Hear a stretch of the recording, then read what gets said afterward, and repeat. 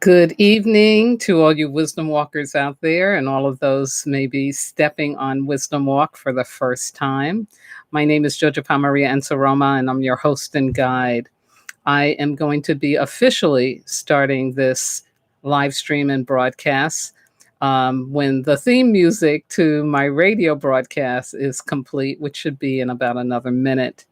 Um, I am very excited for the show that I'm going to present to you this evening and on this video. My theme this month is about the path to your authentic self and to share about what you can expect, what you may confront when you are called and you make that decision to step onto a journey to really meet up with the truth of who you really are and to live that, not just see it and say, hi, I'm see you over there, but to really step into becoming the truth of who you are. And of course, that means that there will be changes that occur in every area of your life. Um, for me, it even included cutting my hair. I had a big, beautiful head full of dreadlocks. Before that, I had braids, and it just got to a point where it was like, okay, it's time. It really took me like 2 years, 2 years before I could let go of my locks. But when I did it, I knew it was the right thing, and I haven't regretted it or looked back since. But it's that kind of thing. That's just one example, but definitely you may live in a different environment. You may change your name.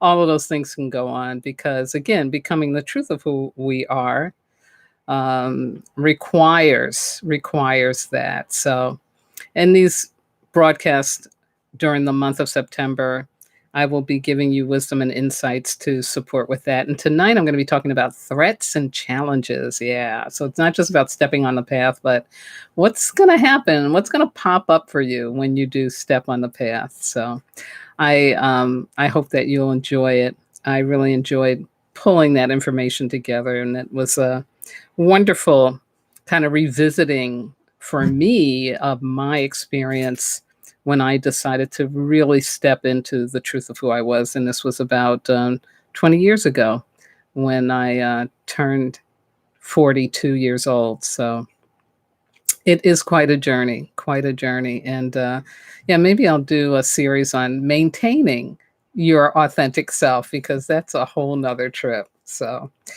right now, I'm ready to start. The music is off. Let me unmute this and say good evening and welcome to Wisdom Walk here on Black Hole Radio and my YouTube live stream, Wisdom Walk to Self Mastery.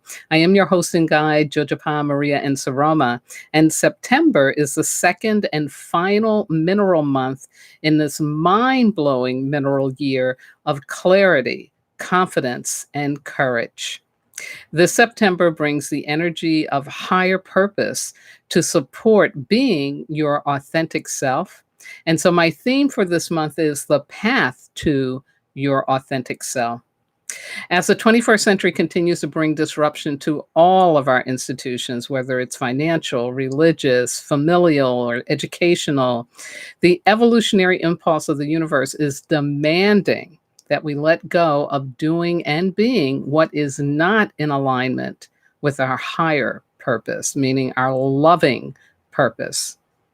Through 5 radio broadcasts and the YouTube live streams, I'm going to be providing wisdom and insights on the inner journey to becoming your authentic self. And tonight I present the second of these 5 offerings with threats and challenges to your authentic journey. But first, for those of you who may be listening or watching for the first time, let me give you a brief overview of Wisdom Walk. It is a personal development resource for your mind, body, and soul. My ministry is any pain that is not transformed will be transferred. So, the essential goal of these presentations is to support you in learning how to recognize and release any and all pain emotional pain that may be blocking you from having your happy endings in life, also called your fulfillment in life. Every Sunday night at 5 p.m. Pacific time, which is 8 p.m. Eastern, I broadcast live on both Black Hole Radio and my YouTube live stream. Unless I'm on hiatus or something unexpected occurs, could be technically or it could be an earthquake. But anyway, if for some reason you can't access the internet and you want to listen to this live broadcast, you can always listen to the live radio broadcast over the telephone. And it's at this number, which is area code 563-999-3089. Now, because I'm usually doing a spiritual spill when I do this, I don't usually have time carved out for questions and answers or even comments or even a back and forth. But you can ask a question or leave a comment on my website, which is www.wisdomwalk2selfmastery.com, or on the YouTube channel here, of course, in the comment section that is below. But right now, I invite you to sit or lay back and join me for an exploration of the inner landscape where you can connect to your soul and discover the true treasure of being human. Now, every night when I do this, I like to start off honoring the ancestors. And hold on for 1 second. I've just got to send a quick text. And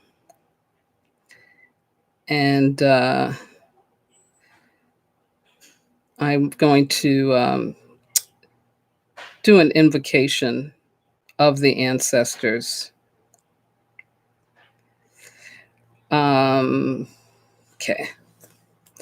Needed to do that. I'm actually hearing some background noises on the radio broadcast. I'm letting my technician know that I can hear background noises. You might want to stop that. Anyway, so I'm going to start off with this invocation to the ancestors. There's just so much going on, so much in the headlines that is so negative, so tragic, so fear-based. People dying, off the coast of Santa Barbara in a boat last week. The hurricane, oh my God, what happened in the Bahamas is just, it's horrendous. It reminded me of Hurricane Katrina and the aftermath of that. Ocracoke Island off of North Carolina. I know some people that live there. I visited it before, and it's like totally underwater. And just tornadoes that popped up. So between natural disaster and of course the man-made violence that has gone on, it's really quite an intense time that we are experiencing. And so I think it's really, really important that we take some time to pause and pray, but also to call on the ancestors, because individually and collectively, we need to respond to all of what's going on with love, not fear. I was talking to one of my neighbors in this community of Santa Monica who remembers in 1994, I believe it was, when they really did have a bad earthquake, and that the man who runs the liquor store on the corner of the street was actually selling bottles of water for $20.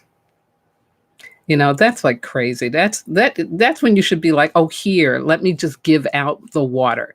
Like, you don't take that as an opportunity to make money. Like, it's just crazy. But that's some of the stuff that happens when people are in fear. And so I think when we call on the ancestors, I know, when we call on the ancestors, they're going to help us remember the truth of who we are, so that we don't fall into that pit of, I've got to, make money off of other people, off of people's misery, off of people's fear. So unfortunately, some of that may be going on in these places for the disasters that happen, but hopefully not. So think about someone who lived on the earth plane but is no longer here, that you have a connection to, and say their name aloud. And we're going to invoke them and then invoke their energy to support us in that ability to be loving during these very intense times that humans are going through. Creator, Mother, Father, God, Source, all the one, all that is, we thank you, we thank you, we thank you for your blessing and your mercy in our lives and for yet another opportunity to open our minds, our hearts, and our spirits to your greater will. Creator, I'm so grateful for the ancestors, your great emissaries that go between this realm and your realm, and who can help us remember the truth of who we are.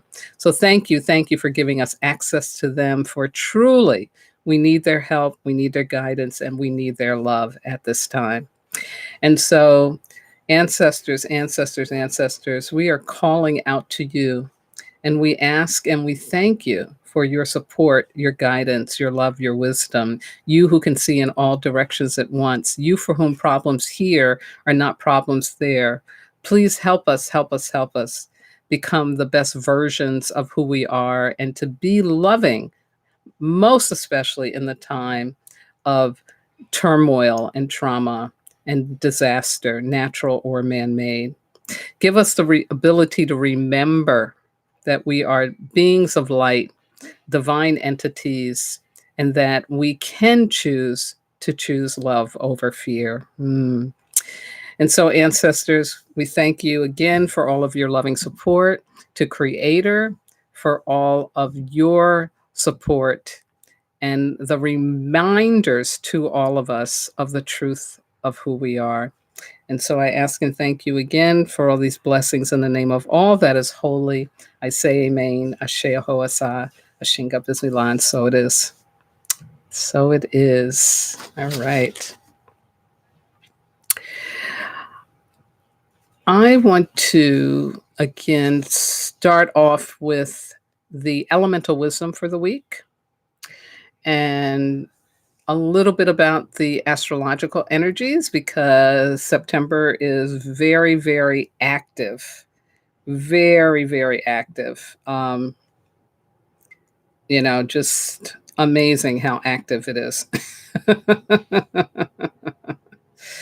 And so it's important to be aware of some of what's going on so that we don't freak out or we don't think it's somebody else's fault that we're feeling a little crazy, because we do have a full moon coming up. So to start off, we have, for elemental wisdom, starting this Tuesday on the 10th, a Earth Week. We have an Earth Week that's showing up, and that'll go until Monday the 16th. And so here's the opportunity. The opportunity is to give support, to pay it forward, to be an inspiration, to offer assistance without expecting anything material in return, to demonstrate our ability to be generous, compassionate, considerate, and trustworthy. This is about invoking the generative, nourishing, and abundant universal love energy of the earth element to be of service to others. In doing this in a humble and balanced way, you will be gifting your soul with unconditional love. This emotional resource will serve you well as you continue to move through unexpected barriers to the fulfillment of your annual commitments. As you comfort others, you will be comforted. Yeah. And again, in light of everything that's going on, that's so intense, this is such a great message that we need at this time. Like, yeah, offer assistance, pay it forward, demonstrate that generosity and compassion. So here are some distractions to that earth element. One is complaining. Yeah. I highly recommend going into gratitude. Whatever it is that you think you need to complain about, just stop and ask yourself, wait a minute, what am I grateful for? What am I thankful for? What is it that really is a help to me? Is it the air in my lungs? Is it the fact that I know my name? Whatever, but to really shift away from complaining, because complaining ain't gonna change anything. It's not. But the loving, high vibrational energy of gratitude, it will definitely shift stuff around. Another distraction is expecting others to do what you can do. Don't waste your time. Not good. That's going into a control drama. If you find that you can be loving and generous and kind, but somebody else on your team or in your family even isn't able to do that or is not doing that, don't waste time judging them or trying to get them to do. Just say, wow, they must be in a lot of pain because they can't find it in them to be generous and kind. And you pray for them and then you let it go. And then you let it go because it's not worth it. Not worth it. And then last but not least, the important thing to really avoid is that fear of not being appreciated or compensated. We so easily can get caught up in that. So easily get caught up in that. That's the ego. That's just the ego trying to, you know, get you to think that it's about you. But no, leave that alone. Leave that alone. Appreciate yourself. If somebody really can't have gratitude or appreciation for you, appreciate yourself. And then make a decision as to whether or not you're doing this thing you're doing just so people can say, oh, you're so good, or are you doing it because you can and because it's what God has given for you to do so that you can feel good about yourself. But don't make it be somebody else's responsibility to do what really only you can do, which is love yourself. Yeah. Yeah. So next Tuesday, the 17th, we'll begin a fire week. Wow. And of course, I'll tell you all about that in the next broadcast.